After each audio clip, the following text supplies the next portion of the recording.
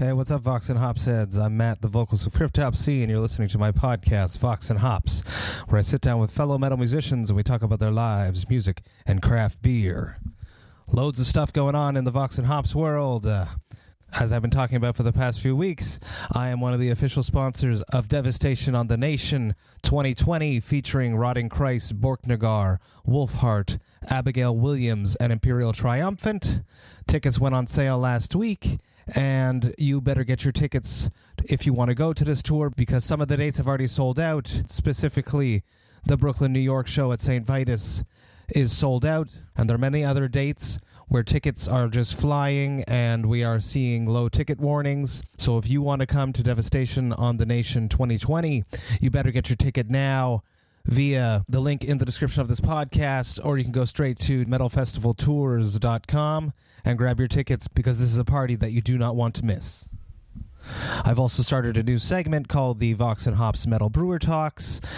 The first episode of that came out last Tuesday. I'm super stoked to have this project up and running. It is something I've had in the back of my mind for a few months now, and I'm happy that I've figured out a way to make this project work and to fall into the format of the Vox and Hops podcast, considering I'm speaking with people from all over the globe. If you are a metal brewer, which means you like metal music and you brew craft beer, or if you know someone, or if you have someone in mind when I say this, someone that comes to your mind when I say metal brewer, please hit me up. You could send me a message through the Vox and Hops social media pages, Instagram, Facebook, or you could simply send me an email to matt@voxandhops.com. That's MATT at VOXANDHOPS.com. And I'll be super stoked to explain how this works and to set it up.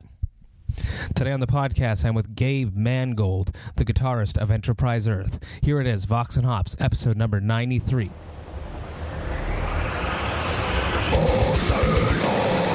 I warn you, what you are about to hear is very disturbing indeed. Hey, what's up, everybody? Today I'm with Gabe Mangold, the guitarist of Enterprise Earth. We are live at Saint-Bock Brasserie Artisanale on St. Denis Street in Montreal. It is one of Montreal's premier tap rooms, and they just delivered us a beautiful beer. This is called La Popote, and it is a IPA that's been infused with XXX, which means cannabis extract. Cheers, my friend. Cheers. Well, that's good. That's really good, actually. It's cool. That's really good. It's a little dank. Yeah, pretty dank, yes. I like it. I like it very much. I like it. Gabe, tell everyone a little about yourself. Let's start at the beginning. You're growing up in your parents' house. What music was playing? What was the soundtrack to your youth? Well, my dad's also a musician. Probably his biggest inspirations, favorite artists are definitely like Bruce Springsteen and Kiss and all the classic rock stuff like that. So I grew up with a lot of that. He took me to my first show when I was 5, which was also a Kiss concert, followed by a Bruce Springsteen concert when I was 6. So I kind of got a good impression of rock and roll at that age. And I grew up with that. Lots of rock, lots of blues, and then transitioned to metal in my teens and stuff like that. What was it like for you, 5 years old, at a Kiss concert? What are your memories of that night? I think my only memory of that night was like, oh my God, like what the hell's going on here? Why is he spitting fire and blood? And he's up in the air, like levitating, and now Paul Stanley is flying out in the crowd for Love Gun, and what the hell's going on? Was it fear? Was it intrigue? Was it a mix of both? It was definitely like not fear, like intrigue and like enchantment. I was just like really interested with like the whole show and just the general vibe of the shows. It was really cool. So transitioning to metal, what was that big metal band that first got you hooked? The old classic, first time hearing Master of Puppets, that was gone after that. So I started playing guitar shortly after that, and I was like, yeah, I want to learn this. Was that also from your father? Where did that come from? I think it was like, I was like on the radio, I think, because back in that day, they had, back in Pittsburgh where I grew up, they at 6 o'clock every day during the week, they had mandatory Metallica at 6 p.m. Really? Yeah, that's long gone now. But that's where I got introduced to Metallica, and I heard Master of Puppets on the radio for the first time. And I was just totally blown away and entranced What was it about that song, about the guitar playing, that just got you so into it? It was just so aggressive and so in your face, and I don't know. I just love the energy, which is the thing I like about metal the most, is just the high intensity, high energy, and I'd never heard anything like that. And as a 13-year-old, kind of working my way up to it, that was like exactly what I needed to kind of launch me into the metal world. How many years of practice did it take you?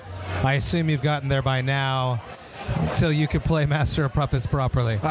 My right hand still has a hard time keeping up with it. The left hand can do it, but the right hand, that's like 212 BPM, I think. That's hard. That's still some hard shit. I couldn't play it all the way through clean, that's for sure. But I can kind of slop my way through it and cheat alternate pick it if I get tired. So it was always a guitar. You were always drawn to a guitar. You wanted to be a guitarist. You didn't want to be a vocalist. You didn't want to be a drummer. Always a guitarist. Well, actually, I played drums before I played guitar, actually. My dad set me up with drum lessons when I was about 10, and he got me a kit shortly after that, and I played drums for a few years, and then my dad plays guitar and saxophone and stuff like that, but he played guitar, so I started like fiddling around on his guitar, and I took a guitar class in like intermediate school, something like that, and then it was just guitar right after that. Do you think your dad was like hoping to have someone to jam with? Yeah. Well, interesting enough, because my dad and I used to play in a cover band back home in Pittsburgh too, so we did that for about 5 years, playing just classic rock tunes, 90s tunes, pop tunes, the standard bar gigs and stuff like that. So that's awesome. Yeah, it was a lot of fun. That's awesome. At what point did you come to the point where you needed to go even farther, even more extreme? What was the big extreme outside of like Metallica, the big standard commercial bands that got your fancy? I think, like, as far as like extreme music, like death metal stuff, it was hearing Entombment of a Machine by Job for a Cowboy. I had never heard anything like super intense like that before, and that's a classic song now, I guess. And as soon as I heard that, it was like kind of the same thing with like hearing Metallica. I was like, what the fuck is this? I want more of that, and then got into like more extreme music and stuff like that after that. So yeah, Job for a Cowboy was my gateway to death metal. So if you could organize and you were in charge and you could pick, what would be a dream tour for Enterprise Earth? A dream tour. Gojira as the headliner, or Meshuggah, one of the others. That's probably my two favorite bands.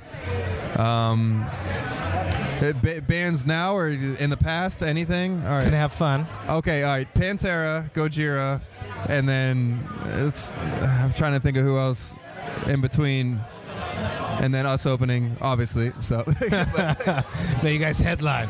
Yeah. Take me through like your writing process. How do you write new riffs? How do you remember them? What's the typical way of you creating new music? Inspiration strikes in many ways, I think. Sometimes it starts with a melody in my head, with a vocal or a lyric line in my head. Sometimes it starts from a thought or an emotion. Like songs have been created in many ways. So I don't know. I just kind of try to channel it as whatever I'm kind of vibing at the moment. For the metal stuff, it's mostly it starts with guitar almost 9 times out of 10, 99 times out of 100. It starts with a guitar riff and then kind of goes from there.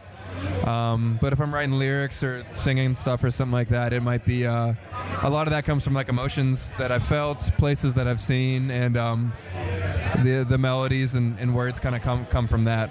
So are you like a person that carries around a book, or you have like a file on your phone that you write down ideas, or is it the music comes and then you write it to the music?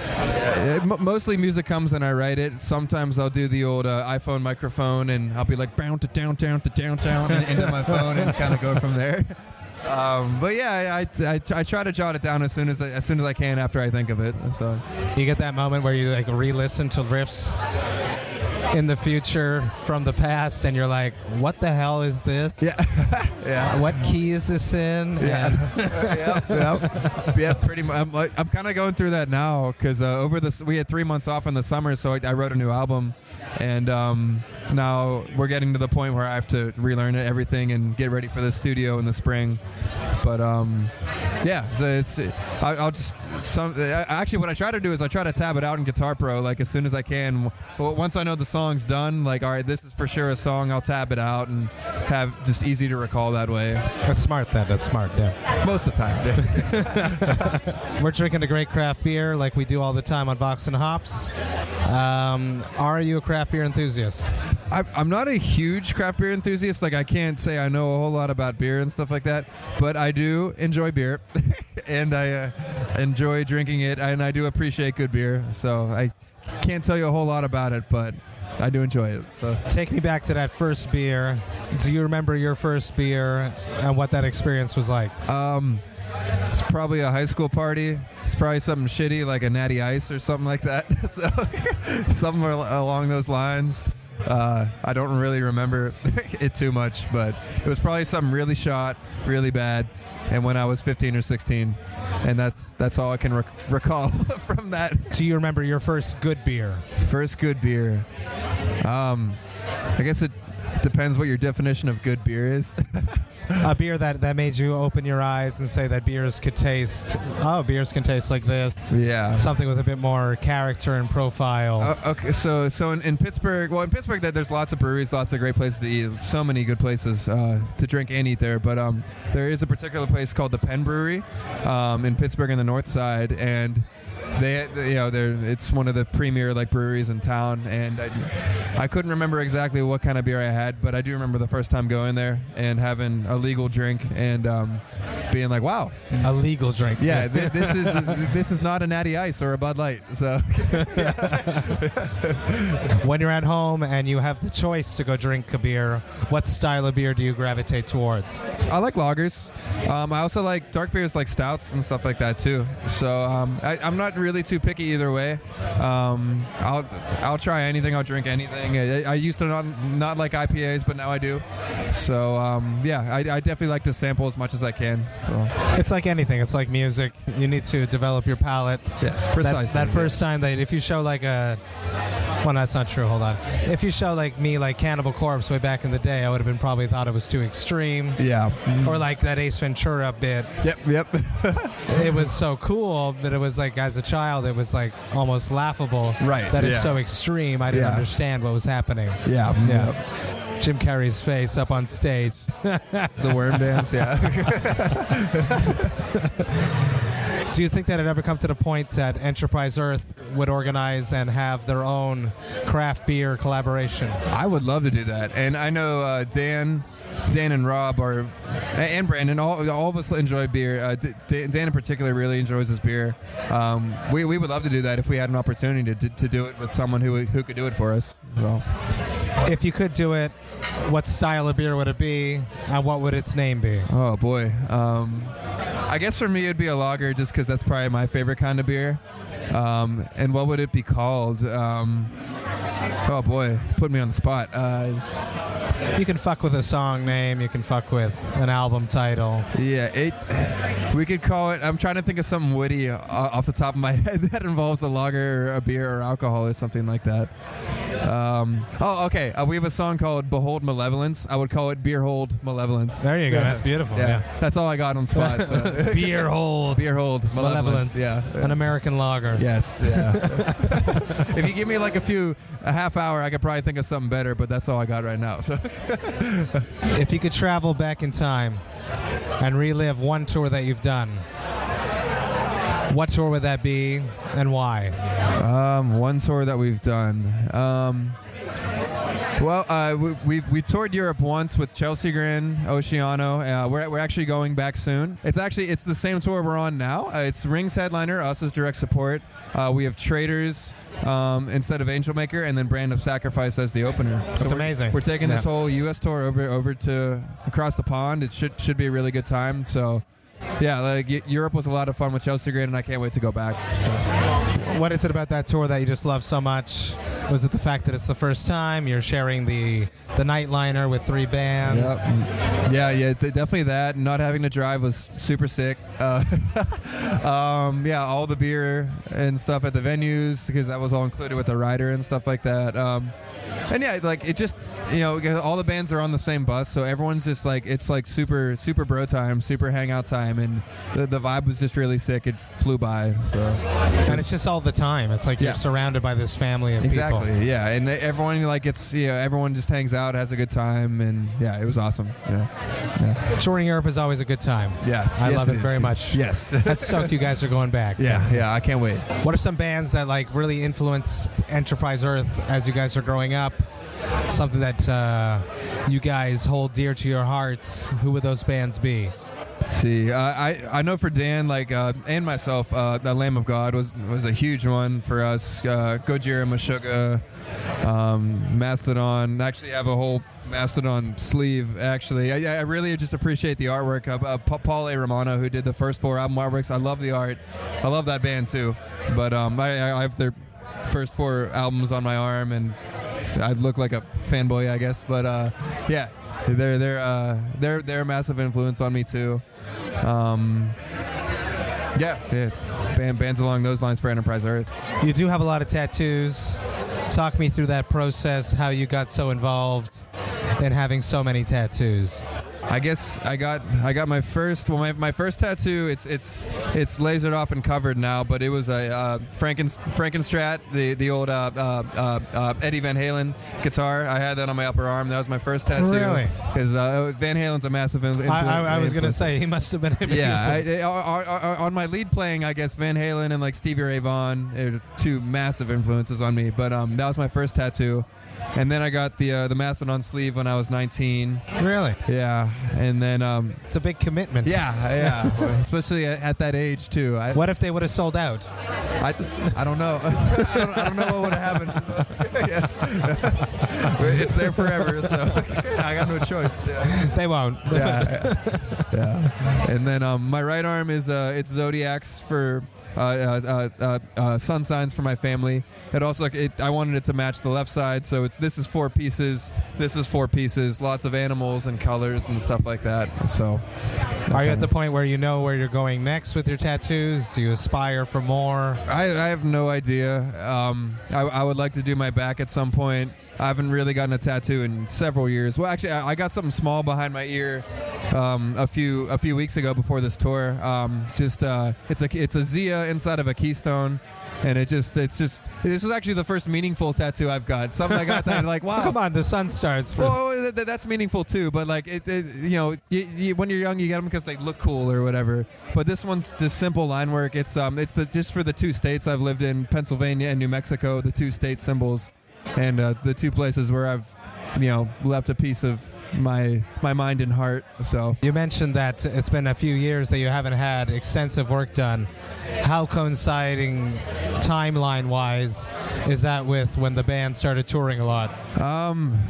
It was about a year before the band started touring. Actually, nothing really to do with the band touring. I just haven't had any like solid ideas. And I don't make as much money as I used to. That's where I was leading. Yeah. So that's kind of, which is a good thing, because that gives me more time to contemplate about what I really want to get, because that gets harder as I get older. About like, wow, I don't know if I want to do that to my body as I get older. So they are still in very good shape. Cool, thanks. A lot of people have tattoos and they don't take care of them. Thank you. They wear off. You posted this amazing picture of your band van. A lot of people try to like pimp their van. Yeah. But I think you've taken it to the next level. So let's talk everyone through what the extensive Enterprise Earth touring van is at now and where it's at now. Sure.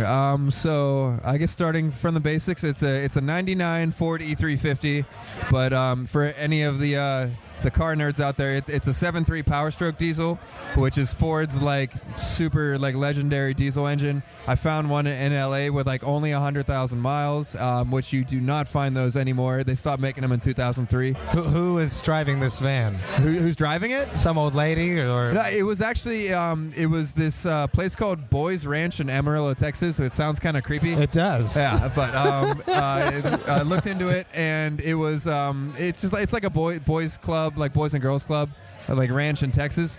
So one previous owner, they didn't even have like a hitch installed on it, so it was super clean. It looked like it hadn't been worked a day in its life, honestly, because they were probably just taking kids around and stuff like that. Really good shape. Found it at a good price. And those diesels like regularly go over 500,000 miles. They are million-mile engines if you take good care of them. I don't know if we'll take it that far, but it should last us for many years to come. You will probably drive it into the ground. Yeah. The plan is to drive it into the ground. Yeah. But we take care of our vehicles very, very meticulously. So we plan on having it for a while. But I just like, well, first of all, I live in a tiny home trailer myself, so I live a mobile lifestyle, and have been living that way for a few years now.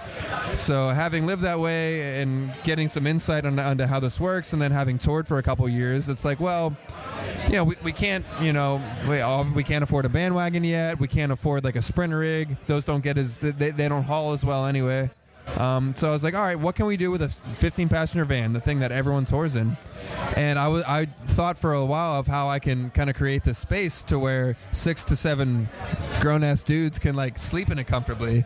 And lots of bands in the past do the back, the kind of like the like bunk, a platform. the platform in the back, which is what we did. But I guess what I added to this, which I don't know if I've seen bands do it yet, and it was a two-part function. One, to create more space, and two, this van is actually now my personal vehicle in between tours. So what I did is I put hinges on the bunks. I haven't posted the full pictures of that yet, but the bunks actually, they hinge up and they secure to the roof of the van, just tied off. So when we're not on tour, you can load some stuff. Yeah, I have like a truck bed basically back there, and just space, and the legs fold back and all that stuff. But when it is in tour mode, there's not like legs on the side. It's like maximum platform space, just some legs in the middle, which is nice on the bottom because it offers a divider between the two folks on the bottom. And you can actually fit 3 people on the top, parallel to the axles if you really wanted. But right now we'd have 2 on the bottom, 2 on the top. And then the other thing I did, just working with RVs and being familiar with the camping lifestyle, instead of the standard 2 front benches, because a lot of bands do the platform and then just leave the front benches in. They do. I took all the benches out and I built a convertible dinette, which has been in RVs since like the 50s and 60s. So basically the benches face each other. There's a table with removable legs. So when you want to sit, if you want to sit down, if we're traveling or just hanging out, you can put it as a table. Everyone gets to hang out. They can seat like 4 people, something like that. But when it's time to sleep, the legs come off the table. The table just kind of sits on these little slat runners. So it's and then it becomes a full-size sleeping platform, which sleeps 2 people. Yes. Yeah. How about like the legality of it with when you cross borders and stuff, the seat belts for people? That's my question. Sure. Yeah. So I ripped all the seat belts out because they didn't give you any shit. They didn't give me any shit this time. Because when I was building the van, I pretty much gutted it. I took the side panels off because I had to install the hinges because they're all fastened into the metal siding of the van.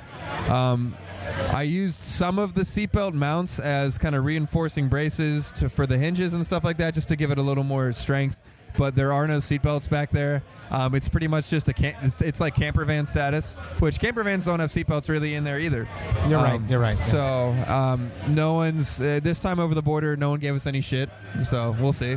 Let's talk about living a mini camper lifestyle. When you said that. Yeah. In that post, you had mentioned that you lived in a trailer. Yeah. I was like, I got to ask him about this. Yeah. I was expecting a Trailer Park Boys. Not quite. It's not that. So it's one of these mini trailers. You live off the grid or like Yep. on your own in the woods? I didn't build it in the woods, but I do tend to live off grid. So my home rig, it's a 16x7 standard enclosed cargo trailer, much like Band's Tour, Tow on Tour, same thing. Really? Yeah. It's small. Say 16x7, but there's actually it's quite spacious whenever you kind of start working with it. So it's 7 feet wide, and I'm 6 feet tall. The interior width is about 6.5 feet, so I can lay down full extension back there. There's actually a video. Some guy did when I was camping in New Mexico, some guy came up to me and wanted to do a video tour of it. So there's a video tour on YouTube. I can link you to it. Send it to me. I'll put it in the description. Yeah, and he did a whole video tour of it. But so people listening can check that out there. But basically, I have a bed in the back. I have a mobile studio in it as well, because that was an important thing for me, obviously. So it has a bed, mobile studio, a kitchenette, 3-burner stove, 30-gallon freshwater tank. I got 600 watts of solar panels up on the roof, 400 amp hours of battery storage in there. So it's everything I need to live and function and work. And it's the way I tried to lay out the space so it's very open, so it's not enclosed. I didn't want it to be real tight, confined. I wanted it to be open. So if you go check out the video, you kind of get a better idea of how I laid out the space. What led you to live this lifestyle? Why did you end up living? This was about three and a half years ago. I moved from Pittsburgh for the first time to Taos, New Mexico, which is this little mountain town in northern New Mexico, one of my favorite places in the entire world. But I went out there to learn how to build these houses called earth ships. I don't know if you're familiar with those at all. I am not, no. Okay. So earth ships they're built out of new and recycled materials, but they're basically houses that are built to work with the earth, as opposed to standard A-frame houses, which are built to resist the earth. So it's made from recycled materials. The walls are built with tires rammed with earth, adobe walls, a big earth berm in the back. There's no utilities in them whatsoever. They regulate at 69 degrees year round. Doesn't matter what temperature it is outside. Yeah, so they're completely sustainable off-grid housing. Most of them do have propane for gas and stuff like that, but other than that, they have water catchment, they have solar, active and passive solar. They're completely self-sustainable houses, and they're beautiful. They're the most beautiful houses in the world. Definitely encourage you to check them out, too. Is that something that you would like to leave towards and eventually own? Maybe eventually. With a family, let's say. Sure, yeah. I mean, I can go on a whole big Earthship spiel, which would take a whole nother hour probably, but they're beautiful houses. There's so much work. They're a big labor of love. And upkeep? Or they're a lot of maintenance as well, because they're built into the earth. So you do have to keep up with them. You have to use them, because your water is used about 3 times in the house. So your water is caught from your roof into your cistern. Then you use it in your sink it's filtered, and use it in your sink for drinking, and then that becomes gray water, which then goes to your planters, which feeds your planters. They also have built-in greenhouses, so that feeds your food. You get some plants in your greenhouse, and then from the greenhouse it goes into your toilet. Wow. So then you flush your toilet, and then your toilet, it goes into your septic tank, which goes to a leach field, which feeds your outdoor plants like trees and shrubs and stuff like that. It's amazing. So the water's used 3 times in the whole system, and it's not wasted. It's not put into a sewer. It's not put, it's everything is used and recycled and put back into the earth in a sustainable fashion. Do you have a garden at home now? Well, I don't have a garden because I live in a trailer. No, but outside. I don't know if that's feasible in New Mexico or not. I would love to have a garden if and when the time comes for me to settle down, and which you don't, being a touring musician. But yeah, I went out to Taos to build these earth ships, and I got exposed to the camping lifestyle.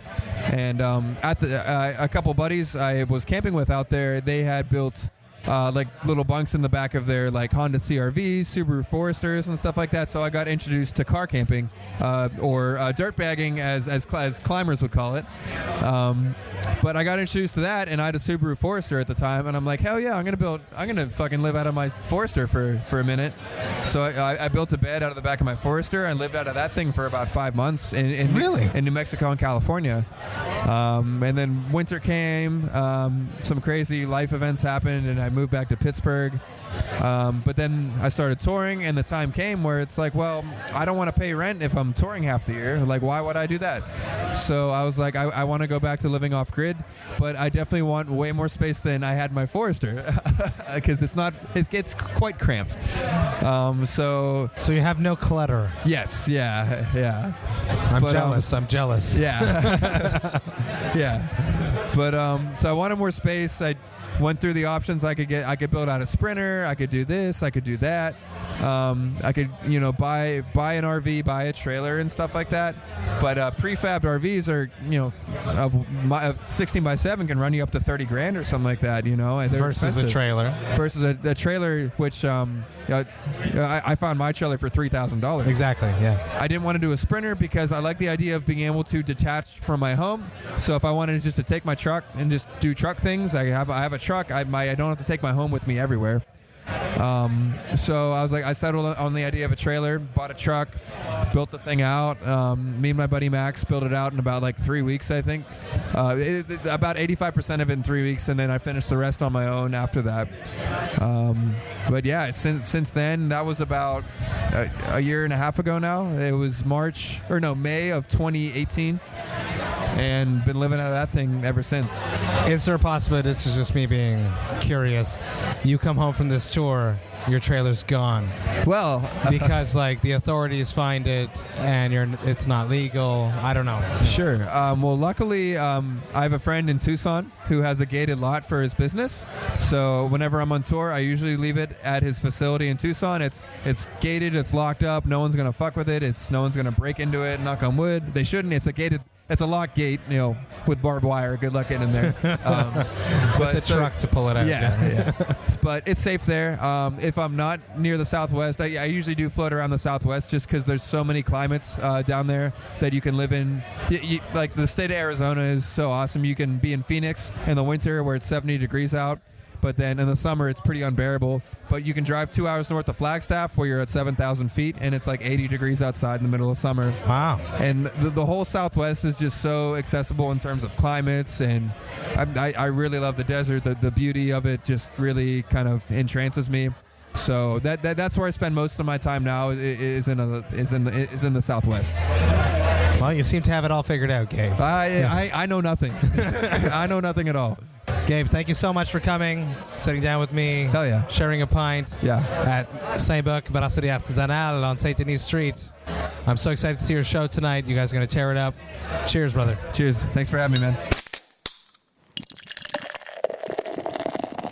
Hey, thank you all so much for listening right to the end. You know that I love and appreciate that. I had such a great chat with Gabe. Such an interesting way of life. Imagine living off-grid, traveling, waking up wherever you want in a clutter-free zone. It is just something that I would like to aspire to do. But most of the time, we always just want more space, more storage, more things. So hats off to Gabe for encouraging more people to live like that. There's way too much clutter in this world as it is, and we can all aspire to be a little bit more like Gabe in this aspect of life. As always, the best way to support the Vox&Hops podcast is through the Vox&Hops Big Cartel page. This podcast is a labor of love. I do not do this to make any money. That is not the purpose of the podcast. The purpose of the podcast is to connect with people and then share those connections with the rest of the world, because I think that the people that I'm speaking with are very interesting, and the beers that I am drinking and sharing with them deserve more attention. But sadly, in a capitalist society, some finances do help me cover the back end, such as purchasing the beers that I'm sharing with my guests, placing the podcast on social media platforms, paying for my hosting, and that all costs money. And the best way to help me do that, if you're a fan of the podcast, is through the Vox&Hops Big Cartel page. Up there right now, I have the When in Doubt, One More Stout t-shirt for pre-order. This is another limited edition t-shirt. I will not be making another one like this once I close the pre-orders. You can grab yours right now via the link in the description of this podcast that leads you to the Vox&Hops Big Cartel page. As always, if you guys have any questions, any suggestions, if you would like me to answer some of your questions during the intros or outros of upcoming podcast episodes, please send me an email to matt@voxandhops.com. That's matt@voxandhops.com. And I would be more than excited and glad to answer any of your questions. I hope you guys have a great weekend. The holidays are coming. Try not to get too stressed out. Remember to enjoy life, metal, and craft beer. Cheers, Vox and Hops heads.